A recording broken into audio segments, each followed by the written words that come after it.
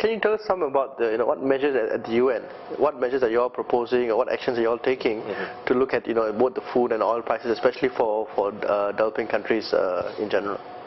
Well, actually, within the UN system, there's actually a very lively and important debate going on. I think everybody is united around the need to provide food on an urgent, emergency, humanitarian basis. That, I think, there's absolutely no disagreement on.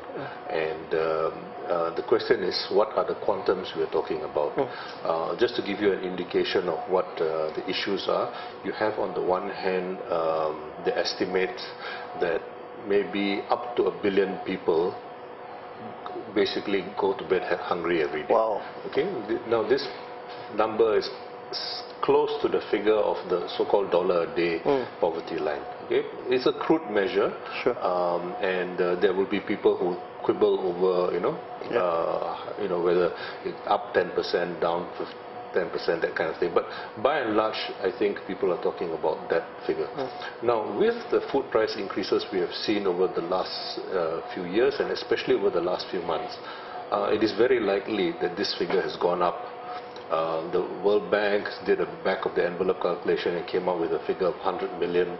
Other people say a bit more than that. So there has been an increase, but it's still around that $1 billion figure. Sorry, billion people figure. Yeah. Then there are probably another 2 billion plus or minus people who suffer from nutritional deficiencies. Nutrient deficiencies, vitamin deficiencies, and so on and so forth. And then you have to factor that these estimates are done on the basis of perfect knowledge. That the household knows exactly what kind of, how to spend its money and so on and so forth. And of course, this assumption doesn't apply. And so one has to give and take, that these figures are probably underestimates rather than overestimates.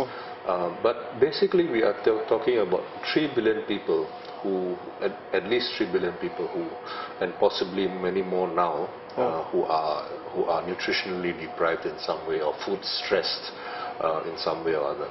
Now, the World Food Programme has existing programs which cover many millions of people.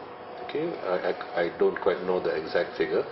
Now, they have asked they've appealed for well over $700 million dollars. And the Saudi Arabian government has generously pledged $500 million, which covers more than about two-thirds of what was requested. But the question arises, of course, how many people are covered by the World Food Programme's actual feeding programs, and what the shortfall is, given that these programs were already in place for some time, and on the basis of the previously known hungry. Yes. Okay. So now you have even more hungry people.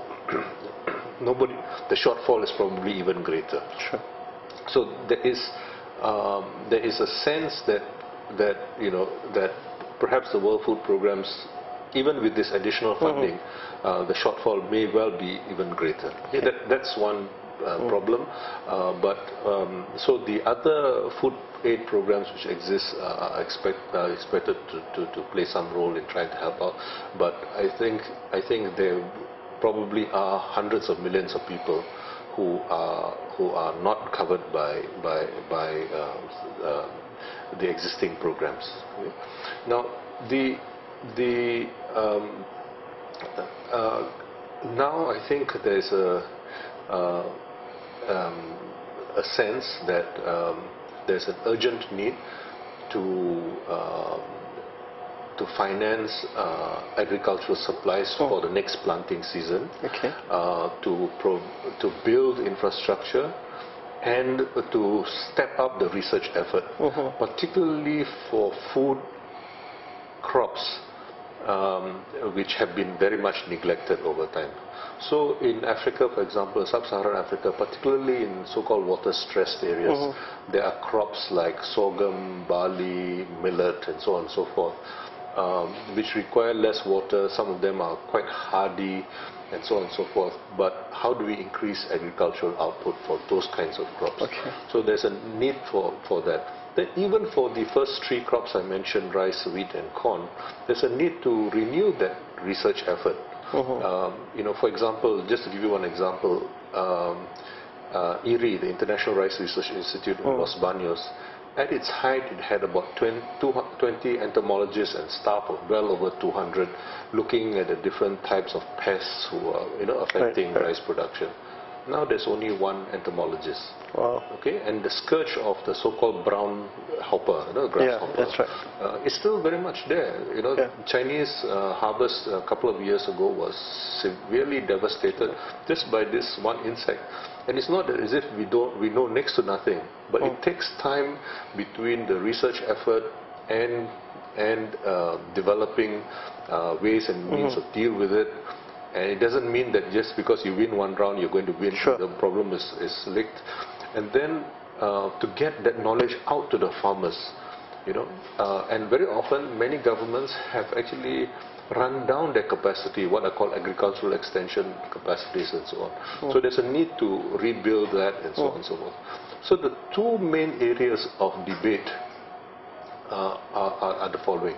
Number one, some people, especially those associated with the World Trade Organization and others, insist that the answer is agricultural trade liberalization. Okay. The other view is that, and this is the view of the Food and Agricultural Organization based in Rome, is that the answer is serious food security efforts. Policies, So serious food security efforts often means not agricultural trade liberalization, but actually to some extent protecting the domestic market for food. In Malaysia, for example, the price we have historically been paying a higher price for rice to keep you know, the rice farmers viable. Okay, and because of the Malaysian commitment to food security. Now this kind of effort is seen to be necessary in many developing countries, but most developing countries do not have that. So, for example, in Africa, Africa used to be a net food exporter, okay, 3 decades ago. Now is a net food importer. Now, if you eliminate the food subsidies, the price of imported food, for example, price of chicken and many other things, is basically going to rise. So you cannot honestly say that agricultural trade liberalization is going to eliminate that. Now the hope is that agricultural trade liberalization will reduce the barriers to entry into the rich countries' markets. But there are many serious obstacles to it. Part of the reason there's a huge Japanese stockpile which is being called upon to be released right now is because the Japanese have been importing rice and just putting them in godowns, in silos, because basically the Thai rice, for example, is hardly traded within Japan. Right. Okay. So you have all kinds of practices which actually limit the potential of exports from the developing countries, especially from the poorest developing countries. So the countries which are most likely to benefit from increased agricultural exports, if that comes about due to agricultural trade liberalization, will be those from the CANS group, which are basically, you know, the countries of North America, US, Canada, Australia, New Zealand, and some of the countries of Southeast Asia, you know, basically Malaysia, Indonesia, Thailand, and so on and so forth. Many of the other poorer developing countries are not going to benefit from this. So it's actually a bit, well, Brazil and Argentina, yes, but many of the others are not. So it's actually a very contentious issue, and many people are now of the view that you really need to have some kind of compensation mechanisms, because not all countries are going to get better off, and even within countries some groups are going to get better off, some groups are not going to get better off.